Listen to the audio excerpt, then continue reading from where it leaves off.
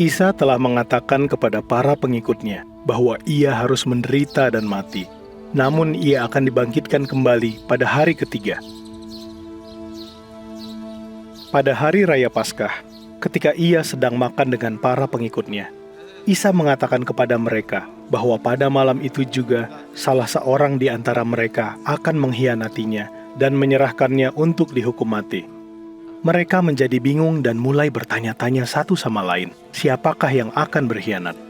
Pada saat itu, mereka belum memahami bahwa yang Isa maksudkan adalah Yudas. Setelah makan malam, Isa pergi dengan para pengikutnya ke Bukit Zaitun untuk berdoa. Tiba-tiba, Yudas datang memimpin sekelompok orang yang bersenjata pedang dan tongkat. Para pemimpin agama dan imam kepala yang menyuruh mereka. Yudas mendekati Isa dan menciumnya, dan itu adalah tanda bagi mereka yang bersamanya untuk menangkapnya.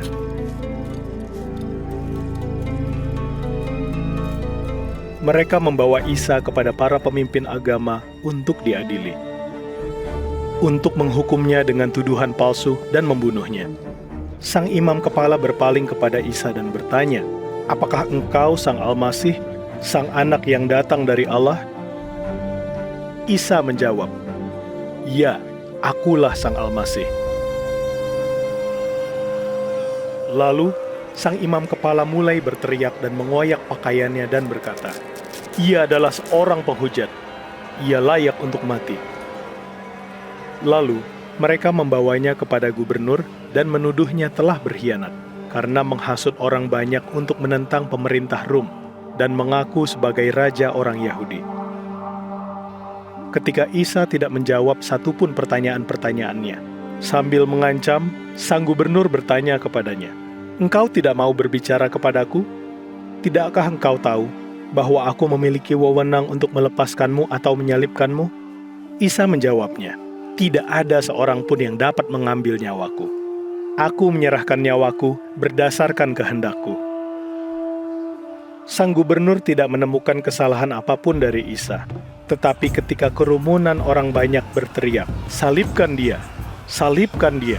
Ia menyerahkan Isa kepada mereka dan berkata, "Darah orang ini ditanggungkan atas kalian." Lalu para prajurit membawanya, melucuti pakaiannya, memukulnya, dan mencambuknya. Mereka memaksanya untuk memikul salibnya, melintasi kota ke tempat di mana ia akan disalibkan. Di sepanjang perjalanan, ada banyak orang yang mengikutinya, dan ada perempuan-perempuan yang menangis dan meratap. Ketika mereka tiba, mereka meletakkannya di atas salib, memaku tangan dan kakinya pada salib, dan menyalibkannya di antara dua orang penjahat, yang seorang di sebelah kanannya dan yang lain di sebelah kirinya.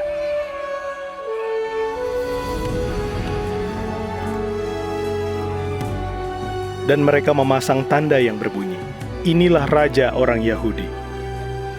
Para prajurit dan orang banyak yang berada di sana mengolok-olok dia dan mencemoohnya. Namun Sang Al-Masih menengadah ke langit dan berkata, "Bapa, ampunilah mereka karena mereka tidak tahu apa yang mereka lakukan." Salah seorang penjahat yang disalibkan bersama Isa mulai menghujat, mengutuk, dan mengolok-olok Isa dan berkata, "Bukankah engkau Sang Al-Masih? Bila memang demikian, selamatkan dirimu sendiri dan selamatkanlah kami juga." Namun sang penjahat yang lainnya berteriak dan menegurnya, "Tidakkah engkau takut akan Allah, karena engkau juga sedang menerima hukuman yang sama? Kita berdua layak untuk disalibkan oleh karena apa yang kita lakukan, namun ia tidak layak untuk menerima hal ini." Kemudian ia berpaling kepada Isa dan berkata, "Ingatlah aku apabila engkau masuk dalam kerajaanmu." Isa berkata kepadanya, "Hari ini engkau akan bersamaku di Firdaus."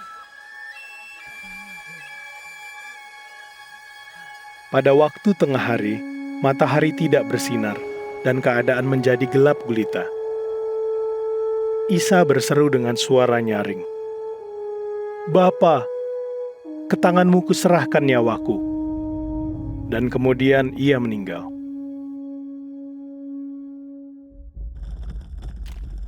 Pada saat itu juga, Terjadilah gempa bumi, dan tirai dalam bait Allah tersobek menjadi dua, dari atas hingga ke bawah.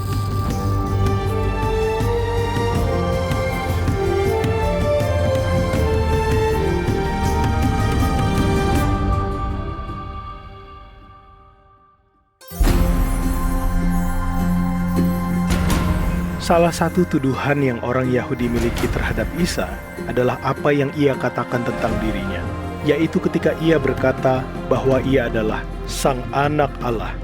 Mereka memahami ungkapan ini secara jasmania. Apakah pemahaman mereka benar?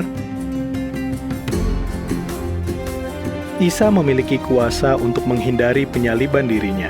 Menurut Anda, mengapa ia memilih untuk disalibkan? Atas dasar apa Isa berjanji bahwa sang penjahat akan bersama dengannya di Firdaus ketika ia tidak memiliki kesempatan untuk berbuat baik atau menjalani hidup sesuai kehendak Allah?